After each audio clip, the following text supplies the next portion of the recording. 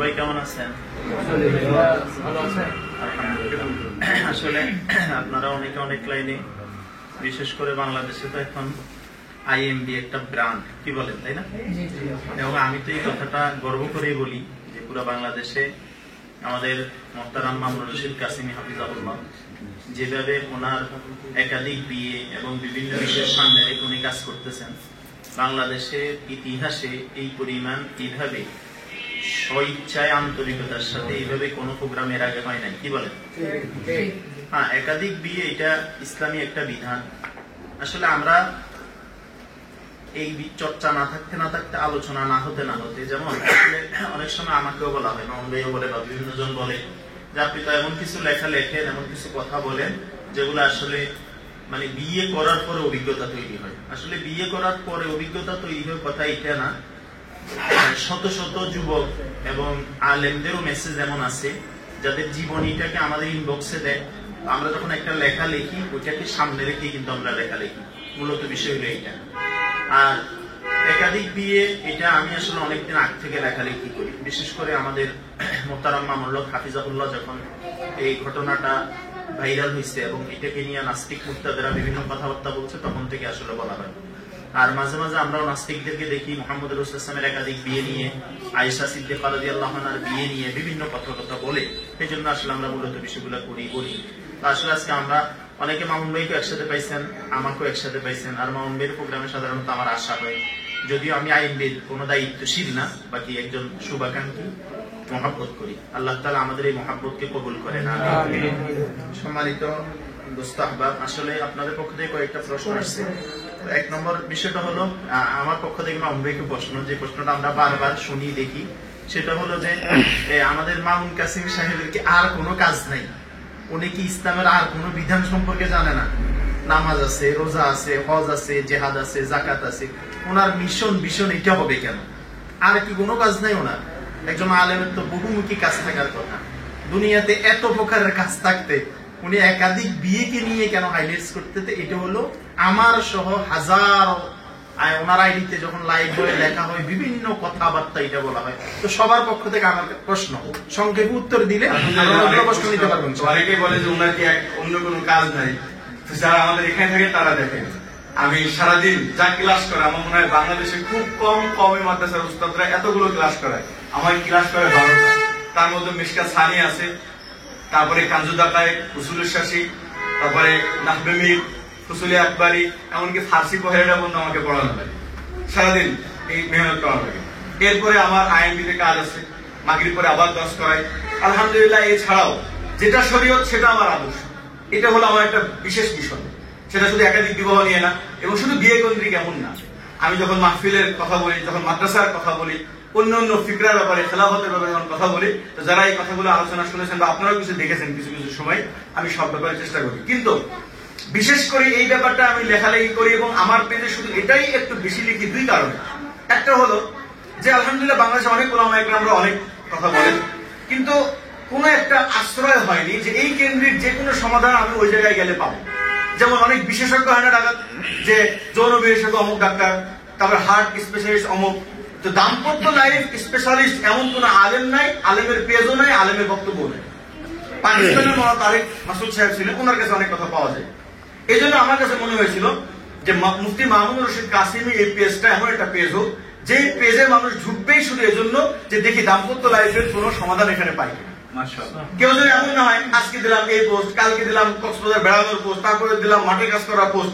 আমার পেজে আমি শুধুমাত্র একাধিক বিবাহ দাম্পত্য লাইফ নিয়ে লিখি। মাঝে মাঝে আমি হালাল ব্যবসা করি, এই জন্য দু একটা ব্যবসার পোস্ট দিই। আর এছাড়া আরো অসংখ্য কথা আছে যেগুলো আমি পোস্ট দিলে প্রত্যেক দিন সারাদিন লেখা লাগবে, কিন্তু আমার তো ভাই এত সময় নেই। কারণ কি, আমি চাই না উম্মতকে মানে এই জায়গা থেকে উম্মতের আশাহত করতে। উম্মত আমার কাছে এসে জানতে চাই যে হুজুর অন্যান্য বয়ান তো সবাই করে, এই দাম্পত্য লাইফের বিষয়গুলো নিয়ে আপনি বয়ান করেন, এমন দিকে আপনিও দেখবেন আজারের জিনিস নিয়ে কথা শুরু করলেন। এই জন্য আমি শুধু এই ব্যাপার নিয়ে কথা বলতে থাকি। দ্বিতীয় নম্বর কথা হলো যে আমি এটা দেখেছি ওলামা একরাম অনেক কাজ করতেছেন জেনাবন্দের যে মূল উৎস যে জায়গায় বিয়েকে সহজ করা, এই ব্যাপার নিয়ে অনেক বয়ান করতেছে অনেক ওলামা একরাম। কিন্তু আমাদের এই কাজের দ্বারা বা এতই সীমিত কথা হয়, যার দ্বারা আমাদের বাংলাদেশের ট্যাবু ভাঙতেছে না, মানুষের জিন্দগি পরিবর্তন হচ্ছে না। এখন যেহেতু করোনার যখন রোগ হয়েছিল, তখন সমস্ত ডাক্তার সবকিছু বাদ দিয়ে করোনা রোগী ঠেকাও এরকম হয়েছে না? তো বাংলাদেশে এখন জেনার রোগী করোনার থেকে বেশি মারাত্মক, কারণ বাংলাদেশে করোনা কিন্তু 80% হয়নি, কিন্তু জেনার রোগী আর পর্নোগ্রাফের রোগী বাংলাদেশে 99%। এই জন্য ভাই অন্য কোন ডাক্তারের মাথা ব্যথা হোক আর না হোক, আমি মনে করি কি ভাই সব বাদ দেন, আগে উম্মতকে জেনা থেকে বাঁচান, কারণ এই জানি উম্মতের হাতে আল্লাহ কোনদিন খেলাফত দিবে না, এই সমকামী উম্মতের হাতে আল্লাহ কোনদিন খেলাফত দিবে না। ভাই আমি দায়িত্বশীল মানুষ, আমি বড় মানুষ, আমি বয়ান করতেছি, আমি নসিহত করতেছি, আমি দল চালাচ্ছি, আমার জিন্দেগিতে যদি এখন পর্নোগ্রাফি থাকে, আমার জিন্দেগিতে যদি জেনা থাকে, আমার জিন্দেগিতে যদি সমকামিতা থাকে, তো আমার হাতে আল্লাহ কিভাবে খেলাফত দিবে? এই জন্য আমি চিন্তা করছি, তো মহামারী আকার ধারণ করেছে, সুতরাং আমি শুধু একা না, আমি সবাইকে দাওয়াত দিচ্ছি, কমপক্ষে বাংলাদেশে 10,000 আলেমকে আমি দাওয়াত দিব, যারা এই ব্যাপারটা ওপেনলি আমল করবেন এবং উম্মাহকে বুঝাবেন। এটা আমি সকলের কাছে আবদার করতেছি। এখন যদি কেউ করে না, এখন মনে হয় কি মামুন ভাই মনে খালি এই কাজ নিয়ে পড়ে থাকে, কিন্তু যদি আরো 10,000 আলেম যদি এই ব্যাপারগুলো নিয়ে কথা বলতো, যেগুলো ভিতরে রাখে, যেগুলো আমাদের সাথে ফোনে কথা বলে হুজুর আমি আসি, এই কথাটা যদি একটু ওপেনলি বলতো, তাহলে আর আমার এটাকে চোখে বাঁধতো। জি ইনশাআল্লাহ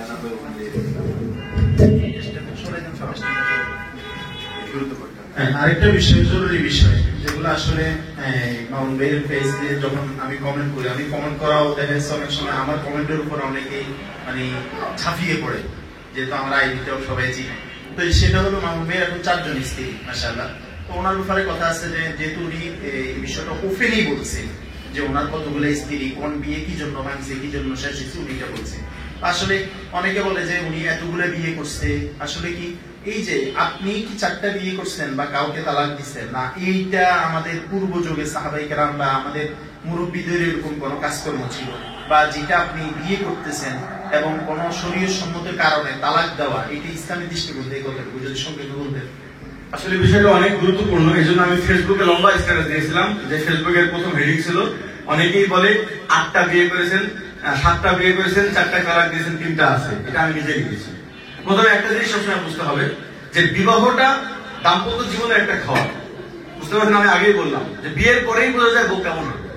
তো দেখা যায় যে বিবাহ হওয়ার পরে তালাক হতেই পারে, এবং আমার আলহামদুলিল্লাহ 4টা এই পর্যন্ত জীবনে আমার বিবাহ হয়েছে, 8টার মধ্যে 4 জনের সাথে আমার আপাতত সম্পর্ক নাই, আর 4 জনের সাথে আপাতত আমার আছে। দেখেন নবী করিম সাল্লাল্লাহু আলাইহি ওয়াসাল্লাম, আমি এই কথা কেন ওপেনলি বলি, আজকে যদি আপনারা বলেন, অনেকেই বলে মোহাম্মদ আপনি গোপন করতেন, ভাই আপনি যদি বলেন আমার জীবনে 8টা বিয়ে হয়েছে, এটা কলঙ্কের, গোপন করতে হবে, তো এই উম্মতকে আপনি কয়দিন করে বুঝাইতে পারবেন না যে হাসান রাদিয়াল্লাহু আনহু 70টা বিবাহ করছিল। সেদিন বলবে যে জান্নাতের সর্দার দেখছো, সর্দার শব্দ বড় উচ্চ ছিল, 70টা বিয়ে দাও। তাহলে আলী রাদিয়াল্লাহু আনহু 11টা বিবাহ করছে, 4টা তালাক হয়েছে। এমনকি নবী করিম সাল্লাল্লাহু আলাইহি ওয়াসাল্লামের জিন্দেগিতে 6টা তালাক হয়েছে, 4টা তালাক হয়েছে, মুত্তাফাক আলাইহি কথা, বুখারী কথা। অতএব এটা আমি চাচ্ছি হাইলাইট করতে, যে ভাই আমাদের দেশে কারোর তালাক হয়ে গেলে তাকে ঘৃণা করা হয়, সে শেষ করতে পারবে না। পুরুষ মানুষ এই স্ত্রী যেন না যায়, এর জন্য দরকার 5 চেপে ধরে, তুই যাস না, কারণ জানি স্ত্রী চলে গেলে ইজ্জত শেষ হয়ে। তো আমার স্ত্রী, বড় স্ত্রী যিনি ছিলেন, উনি চেষ্টা করেছেন, এক পর্যায়ে আমাকে বললেন যে আমার এটাকে কোনোভাবে মেনে নেওয়া সম্ভব হচ্ছে না। আমি তাকে জোর খাটাইনি, আমি তাকে সুন্দরভাবে তাকে বিদায় দিয়েছি, এবং সে আলহামদুলিল্লাহ যেখানে আছে ভালো আছে, আমি দোয়া করতেছি যেন ভালো হয়। আর এক স্ত্রী, ভাই তার সাথে আমার মনোমালিন্য হয়েছে, তার আমি মোহর বুঝাই গিয়ে তার থেকে আলাদা হয়ে গেছি। আর একজন স্ত্রী, সে প্রথমে বুঝে আসছে যে হুজুর খুব জিনিসটা ভালো, আসার পরে বলে আমি হুজুর মনে তো করেছিলাম খুব ভালো, আসার পরে আমার নকশা গায়ে সহ্য করতে পারতেছি না, এই আর এক স্ত্রীর কাছে গেলে আমি আর সহ্য করতে পারি না, তো আপনি যদি আমার এহসান করতেন, আমাকে আপনি ছেড়ে দেন। তো আমি ওনাকে আলহামদুলিল্লাহ ওনার বিদায় করে দিয়েছি। এরপরে ওনাকে আমাদের এমডি স্যার নিজে থেকে আমার আপন চাহাতো ভাইয়ের সাথে তার বিবাহ ব্যবস্থা করেছে। এরপরে আরেকজন আমার মুফতি শিহাবুদ্দিন কাসেম, উনি আমার শ্বশুর, কিন্তু ওনার মুতাবান্না মেয়ের সাথে আমার সম্পর্ক ছিল, কিন্তু বিচ্ছেদ হয়ে গিয়েছে ভিন্ন কারণে। সেটা হলো মহিলা মাদ্রাসা পড়াইতে দিয়েছিলাম, মহিলা মাদ্রাসা যে তারুফ হয়েছে, মহিলা মাদ্রাসা এসে কয় মহিলা মাদ্রাসা কারা কারা কি বুঝাইছে, বলতেছে যে এটা হলো দা খুব খারাপ জিনিস, জঘন্য জিনিস, তোমার অল্প বয়স আছে, খুব তাড়াতাড়ি এখান থেকে পালায় চলে যাও। বাস ও এসে বলছে আমি আর সংসার করবো। তা আমার বলতেছে মুফতি সাহেব আপনি আমার ছেড়ে দিলে আমি আপনার দোয়া করবো। আচ্ছা বলেন তো তার উপর কি জুলুম করা উচিত? ঠিক আছে আলহামদুলিল্লাহ, কোনো সমস্যা নেই। সাহাবায়ে কেরাম, তোমার যদি আমার সাথে সংসার করতে ইচ্ছা না করে, আমার কোনো তালাকের সাথে কোনো মারামারি নাই, কাটাকাটি নাই, বুঝেন না? শিহাবুদ্দিন কাসেম আমার শ্বশুর, ওনার মেয়ের সাথে আমার তালাক হয়ে গেছে, আর উনি আমার পাশে বসে আমার শ্বশুরের আচরণ। আরেকটা কথা বলি, তালাক হয়ে গেছে কেন শ্বশুর বলি? ভাই তালাক হয়ে যাওয়ার পরেও আমার বউ আছে 4টা, কিন্তু আমার শ্বশুর শাশুড়ি আছে কিন্তু 8টা। কেন জানেন? তালাক হয়ে যাওয়ার পরেও শাশুড়িরা মাহারাম থাকে, শাশুড়ির সাথে সম্পর্ক নষ্ট হয় না, শ্বশুরের সাথে কারণ আমার সন্তানের নানি না এখনো সে, তার আমার স্ত্রীর সাথে তালাক হতে পারে, কিন্তু আমার সন্তানের নানির সাথে তার আমার তালাক দেবে। আমার সন্তানের যে নানি সে আমার শাশুড়ি, সে মৃত্যু পর্যন্ত আমার মাহরাম। আমি আমার স্ত্রীর সাথে দেখা করতে পারবো না, কিন্তু শাশুড়ির সাথে দেখা করতে পারবো।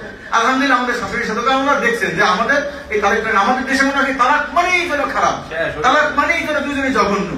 এই জন্য আমি আরো বলি, অনেক ভাইরা আছে তালাক হয়ে গেছে লজ্জায়, আর হুজুর আমার তালাক হয়ে গেছে, এমনি দুটা তালাক হয়ে গেছে, এই স্ত্রী হুজুর আমি জানি দাজ্জাল, তারপরে সংসার করা লাগবে হুজুর, আর জীবনে কাবার তালাক হবে। ভাই তালাকটাকে খারাপ মনে করবেন না, তবে কেউ যদি নারীর প্রতি জুলুম করে তালাক দেয়, কেউ যদি নারীর প্রতি জুলুম করে তাহলে সে খারাপ। আবার যে নারীরা স্বামীর প্রতি জুলুম করে তালাক নিয়ে চলে যায় তারা খারাপ। কিন্তু কোন পরস্পরের কোন কারণে দেখেন আল্লাহ রসুলের মুতাবান্না ছেলের স্ত্রী, সে বলছে ইয়া রাসূলুল্লাহ আপনি তো বিবাহ দিয়ে দিয়েছিলেন, কিন্তু আমার তার সাথে কোনোভাবে তবিয়তে মিলতেছে না। আল্লাহ রাসূল বললেন তাহলে তোমরা কি হয়ে যাও, আলাদা হয়ে যাও। কেন দুজনেই খারাপ ছিল? একজন এতটাই ভালো যার সাথে আজকে বিচ্ছেদ হচ্ছে তার নাম কোরআনে আসছে জায়েদের কথা। তার মানে কোনো কারণে বিচ্ছেদ হতে পারে।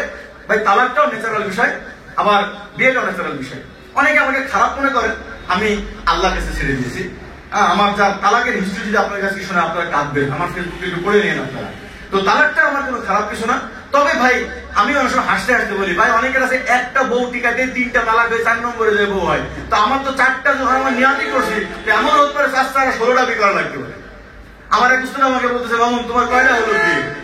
আপাতত হয়েছে হযরত উমরের সমান, হযরত উমর 8টা বিয়ে করছে, কিন্তু জানি না আমার উসমানের সমান 9টা বিয়ে করা লাগবে কিনা, আলীর মতন 11টা লাগবে কিনা, নাকি হযরত আবু হুরায়রার মতন 51টা কপালে আছে, নাকি জান্নাতের সরদারের মতন 75টা কপালে আছে, আমি জানি না। তবে আপাতত আমার হযরত উমরের মতন কপালে আছে। ভাই নারীদেরও অধিক তালাক হলে কোনো সমস্যা, এটা কেউ খারাপ চোখে নিয়েন না। কেন খারাপ চোখে নিচ্ছেন? যদি আপনারা অধিক বিয়েকে খারাপ চোখে নেন, কয়েকদিন পরেই এই নাস্তিকরা বলবে যে অনেকগুলো বিয়ে করা খারাপ। এই যে আলী 11টা বিয়ে করছে, কতগুলো খারাপ ছিল, উসমান 9টা বিয়ে করছে, কত খারাপ ছিল, আবু হুরায়রা যে তোমরা হাদিস পড়ো সে মেয়ে একটা বিয়ে করছে 24টা, কত খারাপ ছিল, সেটা কিন্তু জবাব দিতে পারবেন না। এই জন্য আমি এটাকে প্রমোট করার চেষ্টা করি। হ্যাঁ আমি খালি বলি ভাই বিবাহের মধ্যে কোনো ধোঁকাবাজি চলবে না। তালাকও যদি কোনো সময় দরকার হয়, কখনো কখনো কোনো নারীর জন্য তালাকটা ইহসান হয়ে যায়, তো কোনো নারী যদি আপনার কাছে না থাকতে চায়, একজন নারী আসার পরে তার আপনার কাছে কষ্ট হয়ে যাচ্ছে, সে আপনাকে বলতেছে আমার আপনার কাছে কষ্ট হয়ে যাচ্ছে, বাস আপনাকে সুন্দরকে বিদায় করে দেন, এটাই না তার উপরে ইহসান হবে না? আপনি যদি বলেন খবরদার তোকে আমি ছাড়বো না, দরকার না খেয়ে থাকবি, অনেক নারী কাছে আত্মহত্যা করে ফেলে, স্বামীর কাছ থেকে বাঁচতেও পারে না, স্বামীর কাছ থেকে যেতেও পারে না। তো কখনো কখনো তালাক দেওয়াটা নারীদের ইহসান হয়। তো ভাই আলহামদুলিল্লাহ আমার 4 জন এখানে স্ত্রী আছেন এবং তারা সবাই জানে যে আমার আগে ডিভোর্স হয়েছে, এবং কোনো একটা ডিভোর্স আমরা জুলুম করে করি না, আমার এক স্ত্রীর সামনেই হয়েছে। বুঝতে পারছেন? হ্যাঁ এমন তো হতে পারে আমার কোন স্ত্রী যদি মারা যায়, বা দেখা গেলো এই স্ত্রীদের মধ্যেই কোন স্ত্রী একসময় বললো যে হুজুর আমার আর ভালো লাগতেছে না, আমি এই 4 বউর মধ্যে থাকতে পারতেছি না, আমি তাকে সম্মানের সাথে বিদায় দিই, কোনোদিন আটকাবো না। আমি ওই স্ত্রীদেরকে সবসময় বলি, কিন্তু এটা এমন না যে আমি এটা কোনো খারাপ নিয়াতে করি। এই স্ত্রীরা যদি আমার কাছে থেকে যায়, আমার হক আদায় করে, মৃত্যু পর্যন্ত আমার জান এক ফোঁটা রক্ত থাকা পর্যন্ত সমস্ত স্ত্রীদের আমি হক আদায় করি। কিন্তু যদি কোনো সময় আমার স্ত্রী আমার হক আদায় না করে, আমার স্ত্রী আমার পাশে বসে পরকিয়া করে, আমার স্ত্রী আমাকে জুলুম অত্যাচার করে, তখন তো আমি রাখবো না। এটা রাখা তো আমার জন্য জরুরি না। 100 নারী কষ্ট দিলে 100 নারীকে ছাড়া যায়, শরীরে কোনো অসুবিধা নেই। কিন্তু নারী যদি কষ্ট না দেয়, এই রুচি চেঞ্জ করার জন্য বারবার তালাক দেওয়া, এটা বড় জঘন্য। এটাই হলো আপনার জন্য হালাল। মাশাআল্লাহ। আমরা আরো একটা প্রশ্ন আছে, যদি সংক্ষেপে উত্তরের সুবিধা হয়। এটা জরুরি বিষয়। এটা আসলে আমাদের সমাজে বা আমাদের দেশে আমরা দেখি যে জেনাকে যে পরিমাণ খারাপ মনে করা হয়, এর চেয়ে একাধিক বিয়েকে তার চেয়ে বেশি খারাপ মনে করা হয়। আর আরেকটা বিষয় হলো আমাদের দেশে লাওয়াতা, যেটা সমকামিতার বিষয়টা যখন আমাদের সামনে আসে, একটা মানুষ যখন একাধিক বিয়ে করে তখন তাকে বিভিন্ন জায়গায় বিভিন্ন ভাবে হেনস্থা করা হয়। এমনও রেকর্ড আছে, ইমামতি চলে গেছে, মানুষের খেদমত চলে গেছে, ভালো চাকরি করতো, কোম্পানিতে ছিল, সেটাও চলে গেছে শুধু একাধিক বিয়ে করার কারণে। কিন্তু এই হুবহু এই কাজটা যখন সমকামিতার পর্যায়ে আসে, সেটা কোনো মাদ্রাসায় হোক, সেটা কোনো স্কুলে হোক, সেটা কোনো ইমাম সাহেবের বেলা হোক, সেটা কোনো কলেজে হোক, যে কোনো জায়গায় হোক, তখন এই সমকামিতার বিষয়টাকে দামাচাপা দেওয়া হয়। আসলে মানে এই দৃষ্টিকোণ থেকে আমার একটা বক্তব্য, যেটা আমার মতামত, যদি কোনো মাদ্রাসায় অথবা কোনো শিক্ষা প্রতিষ্ঠানে অথবা কোনো জায়গায় সমকামী কাউকে পাওয়া যায়, তাকে এইভাবে গোপনে অগোচরে রাত্রির অন্ধকারে তাকে ইজ্জতের সাথে বিদায় করে দেওয়া, এটা তো একটা রোগ। এই রোগের সমাধান তো এখানে হইল না। এখানে না হওয়ার কারণে শুধু অন্য জায়গায় একই কাজ করবে। তো আমরা যে থিওরি অবলম্বন করি, আসলে কি এই থিওরিটি কি ঠিক? আমার দৃষ্টিকোণ থেকে আমি ঠিক মনে করি না। আপনার দৃষ্টিকোণ থেকে আপনি কি মনে করেন? সব থেকে বড় জিনিস হলো ভাই, এই সমাজের হাত তবকার মানুষ, জেনারেলিপ্ত হাত তবকার মানুষ সমকামিতা নেই, বুঝতে পারছেন? তো কখনো কখনো এক পক্ষে দিয়ে দোষ দেয়। আমি বলবো যে ভাই, জেনা এবং গুনাহ থেকে বাঁচার একটাই রাস্তা, সেটা হলো বিয়েকে সহজ করতে হবে। এক স্ত্রীকে কাছে রাখার অনুমতি দিতে হবে। যে সমস্ত মাদ্রাসা বা বিভিন্ন জায়গায় অনেক সময় দুর্ঘটনাগুলো ঘটে, তার একটা বিশেষ কারণ থাকে, বউ কাছে রাখতে দেয় না, প্রায় মাসের মধ্যে আসতে পারো, মাদ্রাসায় জমে বসে মেহনত করো, উনি জমতে জমতে মেলা জমে যায়। এটা বিলকুল হারাম। স্ত্রীকে দূরে রাখার শর্ত করতে পারবে না, এক নম্বর। দ্বিতীয় নম্বর, কিছু মানুষের কাছে নেচার, এই নেচারটা তৈরি হয় মুফরুল হওয়ার কারণে। এই জন্য এইটা বন্ধ করতে হবে আরো বহুত বছর আগে। সে যখন ছাত্র ছিল, তার উপর যখন এরকম অত্যাচার হয়েছে, সেটা এখন ফাইল হয়ে গেছে, এখন তার একটা অভ্যাসে পরিণত হয়ে গেছে, আর পারতেছে না সে এখান থেকে বেঁচে থাকতে। এই জন্য এখানে বাঁচার দুইটা মাত্র উপায়। এক নম্বর উপায় হলো বিয়ে করে দিতে হবে। যদি কোনো ভাই নিজে মনে করেন যে আমার গুনাহ হয়ে যাচ্ছে, ভাই সে বিয়ে করে ফেলে, বড় বউ গেলে যাক, থাকলে থাক, আপনাকে আখেরাত বাঁচান। বড় বউ যদি দিনদার হয়ে থাকে মেনে নিবে, বদদিন হলে আপনার কাছে চলে যাবে, কোনো সমস্যা নেই, বুঝতে পারছেন? তারপরে মারফাত আজওয়াজি, আল্লাহ বলছেন তুমি তোমার স্ত্রী খুশি চাও, আল্লাহকে ভয় করো। আর দ্বিতীয় নম্বর হলো রজম মেরে ফেলতে হবে। এখন এই রজম মেরে ফেলা ভাই হুকুমতের কাজ, আর এটাকে বাস্তবায়ন করার জন্য হুকুমত প্রতিষ্ঠা করতে হবে। তো ওইটা যেহেতু আমরা ব্যক্তিগতভাবে পারবো না, তো আমরা এখানে কি করতে পারি, কড়া ধরনের মার দিতে পারি।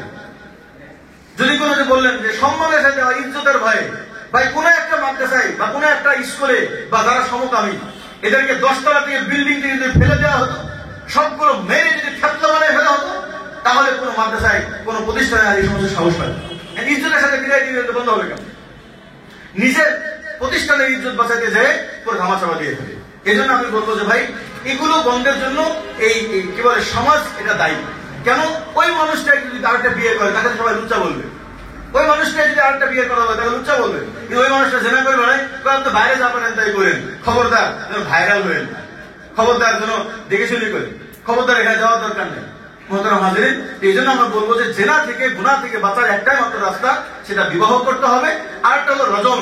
তো রজম যেহেতু নাই, এখন আমরা সামাজিক কাজটা করি, আমরা বিয়েকে সহজ করি। ভাই একটা ফায়দা হলো, অনেকে বলে শুধু বিয়ে বিয়ে বিয়ে, ও কি খালি বিয়ে ছাড়া কিছুই বুঝে না। আমি চাই পুরো সমাজের মধ্যে শুধু বিয়ে আর বিয়ের আলোচনা হবে, কারণ মানুষ যে যাই করুক না কেন, সেখানে নারী নিয়ে কল্পনা করে। আমি চাই যত বিয়ের আলোচনা হবে, যেখানে একজন মানুষ সারাদিন চাকরি করে, দিয়ে নিয়ে আপনার রাত্রিতে ওই জায়গায় যাবো, সারাদিন রাজনীতি করে, নিয়াম করে রাত্রিতে ওই জায়গায় যাবো, সারাদিন খেলাধুলা করে, নিয়াম করে রাত্রিতে প্রতিতর্কে যাবো। প্রত্যেকটা ছেলে, প্রত্যেকটা মানুষ কিন্তু নারীর কাছে যাওয়ার জন্য সারাদিন প্ল্যান করে। আর আমি চাই যখন বিয়ে হবে, তখন প্রত্যেকটা ছেলে বলবো আমার বিয়ে করতে হবে, বিয়ে করতে হবে, তার বাদ থেকে জেনার কাজ চলে যাবে। কিন্তু যখন বিয়েময় সমাজ, এখানে শুধু বিয়ে চলবে, জেনার জন্য কেউ কোনদিন কোন নারীকে কল্পনা করবে না। কোন নারীকে জেনার জন্য কল্পনা করতে ভিতরে কেঁপে উঠবে, নারীকে কল্পনা করবে তো বিয়ের জন্য কল্পনা করবে। যখন বিয়েটা সহজ হবে, ইনশাআল্লাহ লাওয়াতাত বলেন, সমকামিতা বলেন, পর্নোগ্রাফি বলেন, আরো এই যে এনিমেল সেক্স যা আছে সব বন্ধ হয়ে যাবে। শুধু একটাই কি করতে হবে, বিয়েকে সহজ করতে হবে। মাশাআল্লাহ, চলেন একটা স্লোগান দিই, একাধিক গার্লফ্রেন্ডের দিন শেষ, বলেন একাধিক বিয়ের দিন শুরু। ইনশাআল্লাহ বলেন। কারণ হলো আমাদের ইসলামী সমাজ, মুসলমানের সমাজ হলো হাজব্যান্ড ওয়াইফ সমাজ। কি বলেন তো? হাজব্যান্ড ওয়াইফ সমাজ, গার্লফ্রেন্ড বয়ফ্রেন্ডের সমাজ না। ওই যে আমাদের ইমামউদ্দিন ভাই বললো না যে অনেক ছেলেরা 4টা গার্লফ্রেন্ড পারে বাপের টাকা দিয়ে, একটা বউ আছে আরো 3টা গার্লফ্রেন্ড পারে, পতিতা পারে। এর চেয়ে একাধিক বিয়েটা ইসলামের দৃষ্টিকোণ থেকে অনেক প্রয়োজন। এখানে জরুরি আর একটা প্রশ্ন সঙ্গীত উত্তর দিলে মনে ভালো হবে, সেটা হলো বর্তমানে হিল্লে বিয়েটা চলতেছে। ওইখানে আমি ওই দিন একটা লেখা লিখছিলাম, যে মৌলানা বাবা সব লেখা দেখে হিল্লা বিয়ে এখন পুরুষের চেয়ে নারীরা বেশি করে। কথাটা আবার বলতেছি, হিল্লা বিয়ে এখন পুরুষের চেয়ে নারীরা বেশি বসে। কেন? অনেক নারীরা এমন আছে তালাক হয়ে গেছে, 3 তালাক হয়ে গেছে, আগের স্বামীর কাছে যাইতে চায়। তো যাইবে কিভাবে? আরেকটা বিয়ে ছাড়া তো যায় নাই। পরের স্বামীর সাথে কোনোভাবে বিয়ে বসে কিছুদিন সংসার করার পরে কোনো না কোনো হেকমতে সেখান থেকে তালাক নিয়ে ওই আগের স্বামীর কাছে চলে যায়। তো আসলে এটা এবং বলে হুজুর এটা কিভাবে বললেন? কয়েকজন ভাই আমাকে অলরেডি বলছে, মেসেজও করছে, এবং এক ভাই আমার কাছে গিয়ে কান্নাও করছে। তো এই জায়গা থেকে শুধু হিল্লি বিয়ে তো একটা হইলো এটা না জায়েজ বিষয়, 2 নম্বর হলো এটা ছেলে করলেও না জায়েজ হবে, মেয়ে করলেও না জায়েজ হবে। তো আমরাও সতর্ক থাকবো, সচেতন থাকবো। এখন হিল্লি বিয়ে কিন্তু অনেক মেয়েরাও করতেছে, আমাকে জাস্টিফাই করে বিয়ে শাদী করতে হবে। এই জন্য যেটা ওপেন বিয়ে করা, গোপনে নয়, জাস্টিফাই করে পরিবার দেখে বিয়ে করার বিষয়। তো হিল্লি বিয়ের বিষয়ে আপনার কি বক্তব্য? শব্দ বলে হিল্লা বিয়ে। আসলে প্রশ্ন করতেছেন তো বিশাল বড়, বলতেছেন সংক্ষেপে, এই জন্য পারতেছেন না। মানে ব্যাপারটা হলো হিল্লা বিয়ে, আসলে এটা শরীয়তে বলা হয় হিরা। একজন মানুষ আমাদের হলো 3 তালাক যদি হয়ে যায়, এই নারী আর এই স্বামীর জন্য হালাল থাকে না যতক্ষণ পর্যন্ত আর একটা সংসার সে না করে। এটা হলো মূলত শরীয়ত। এখন যদি কারো 3 তালাক হয়ে যায় এবং সে যদি বলে আমি আবার সংসার করতে চাই, তো তাকে এটাই বলা হবে যে না, আপনি আগে এক জায়গায় সংসার করবেন, তার কাছে সহবাস হবে, একবারের জন্য হলেও আপনার সহবাস হতে হবে। এরপরে যদি সেখান থেকে আপনার তালাক হয়ে যায়, তাহলে আবার ইদ্যত পূরণ করার পরে আপনি আবার আগের স্ত্রীর কাছে যেতে পারবেন।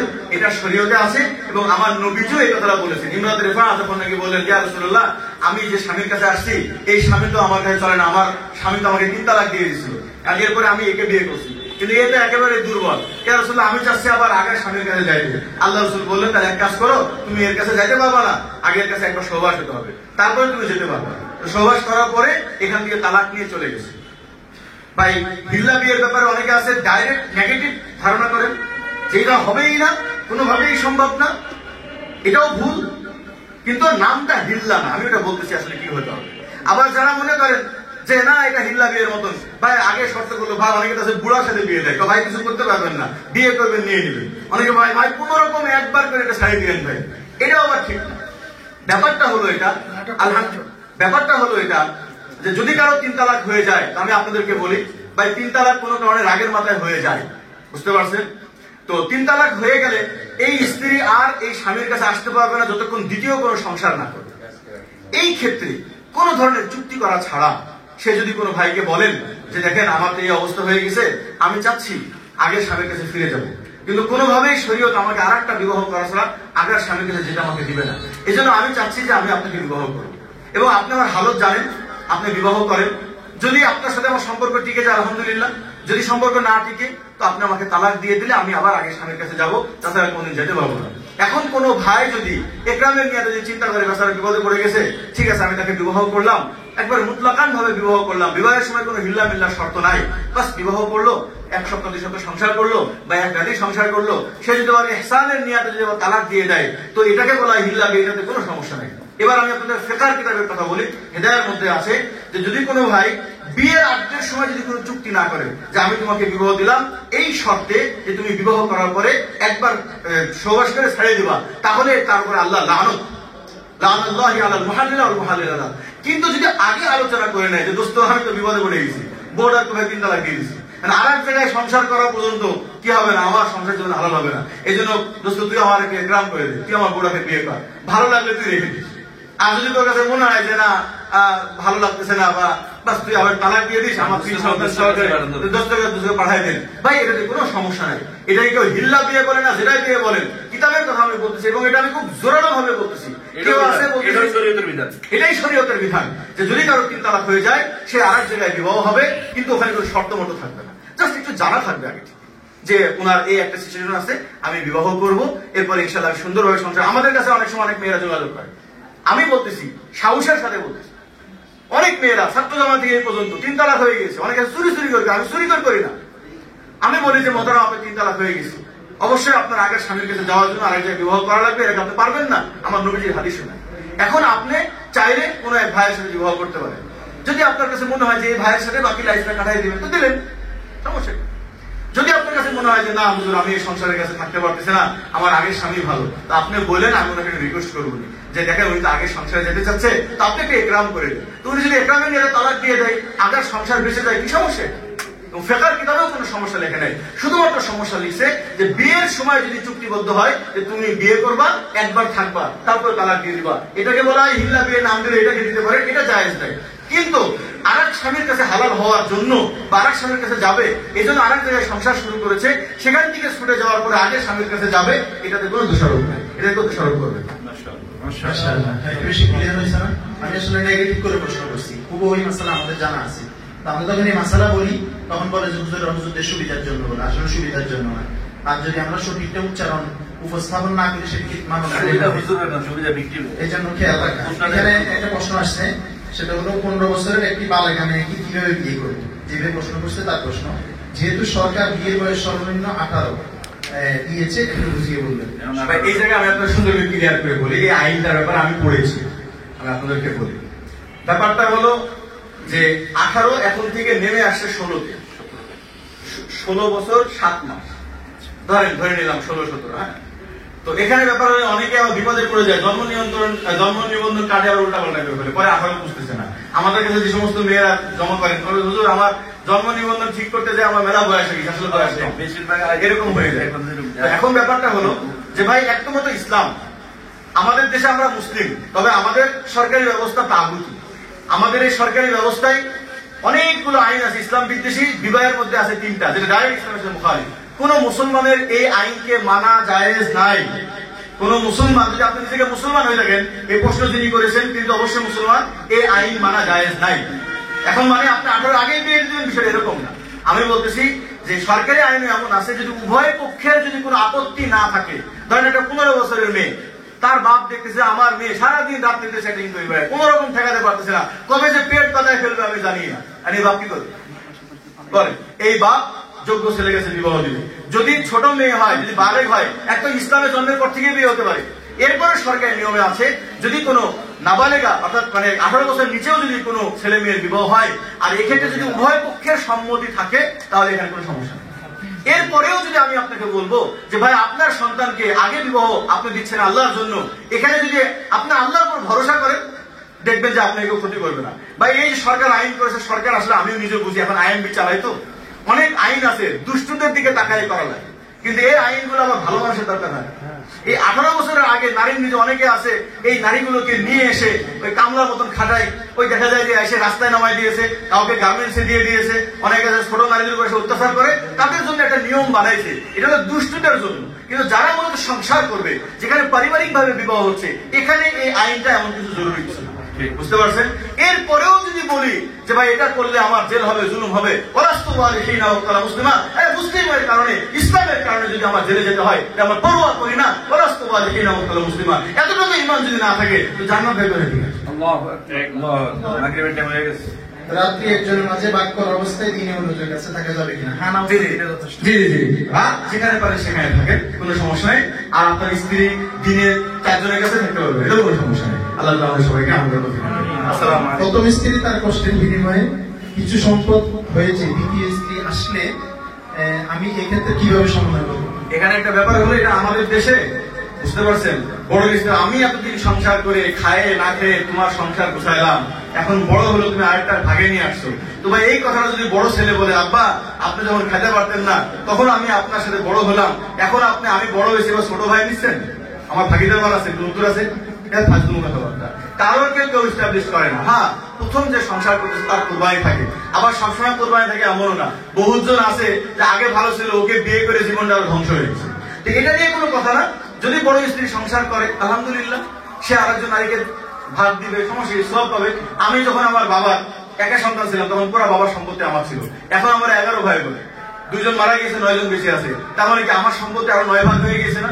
এখন আমি বাপকে বলবো যে জীবনে প্রথম থেকে আমি আপনার সাথে আছি, সব কষ্টগুলো আমি করলাম। প্রশ্নটা ছিল প্রথম স্ত্রী নিজে কষ্ট করে কিছু সম্পদ তার নামে, তার ও আচ্ছা, এটা তো বলেনি। আর যদি প্রথম স্ত্রী যদি নিজের নামে কোনো সম্পদ থাকে, কোন স্ত্রীর সম্পদ অন্য কোন স্ত্রীকে দেওয়া লাগবে।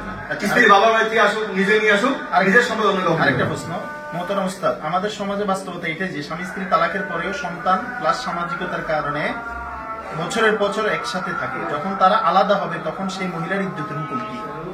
বাস যেদিন থেকে আলাদা হবে, অর্থাৎ যেদিন থেকে তালাক হয়ে যাবে, সেটা মৌখিক ভাবে বা লিখিত ভাবে, তারপরে কি ইদ্যত পালন করবে, চাই এই কয়েকদিন তার স্বামীর সাথে 10 বছর দেখা না হোক। যেদিন তালাক করবে তারপর থেকে ইদ্যত শুরু হবে। এই চারটে বিয়ে সহ হালাল রিজিক ইবাদত মুখী হওয়ার জন্য দোয়া আছে, আমরা সবাই জি, আল্লাহ তাআলার সঙ্গে দোয়া করেন, আমার জন্য দোয়া করবেন। আমার জিম্মাদারি। আরেকটা প্রশ্ন আছে, হুজুর, অনেক স্ত্রী একাধিক বিয়ের কথা বলে সে তার স্বামীকে বদদোয়া করে যেন তার স্বামী ভাই শরীয়তের কোন হালাল বিধান ভালো কাজ করতে না পারে এবং তার জন্য কোনোদিন দোয়া করবে না বলে। জি জি, এটাই এই বিধর্মীরা মুসলমানদের জন্য দোয়া করতে, ওদের জন্য কোনদিন কামিয়াবি না হয়। আল্লাহর কোন একটা হালাল বিধান কেউ মানবে, এটা যদি স্ত্রী বদদোয়া দিতে, যদি পুরা মানে কোরআন শরীফ পড়েও যদি বদদোয়া দেয়, বদদোয়া কাজে লাগবে না। পৃথিবীর কেউ বদদোয়া দিলে কাজে লাগবে না, তুমি কষ্ট দিয়েছো ভাই, কষ্ট কাজে লাগবে না। আল্লাহ আমাদের সবাইকে একটা জরুরি প্রশ্ন সবার পক্ষ থেকে আমাকে বলা হয়েছিল, এক মহিনা তুমি আমাকে বলছিলেন যেহেতু আইএমবি সদস্য হয় অনেকে আপনাদের এবং এটার মাধ্যমে বিয়ে হয়, যদি মামলা মোকদ্দমা সহ প্রথম স্ত্রীর পক্ষ থেকে জুলুম বা অন্য কিছু হয়, বিভিন্ন আমরা শুধু পরামর্শ দিতে পারবো, কিন্তু না ভাই আমরা আসলে আমি বলি আমরা কোনো অ্যাকশনে আপনার সাথে থাকতে পারবো, আমরা অ্যাকশন করা আপনাকে শেখাবো। তবে যদি যে আমাদের আব্দুল আলী সে অনেক সমস্যায় পড়ছিল, আমি ওকে অনেক পরামর্শ দিচ্ছি, জিজ্ঞাসা করে দেখেন আলহামদুলিল্লাহ পরামর্শ অনুযায়ী আমল করেছে, আলহামদুলিল্লাহ আমার ভাই একবারে কোর্টের দিকে শুরু করে উল্টো ঝোলা উপায় আছে, বুঝতে পারছেন? কেস কাছারি যেটা যা হবে আপনারা আইনজীবীর পরামর্শ যাবেন, ইনশাআল্লাহ আমাদের সুপরামর্শ দেওয়ার চেষ্টা করবো ইনশাআল্লাহ, যেন কোনো নারী এবং পুরুষ ক্ষতিগ্রস্ত না হয়। আসসালামু আলাইকুম।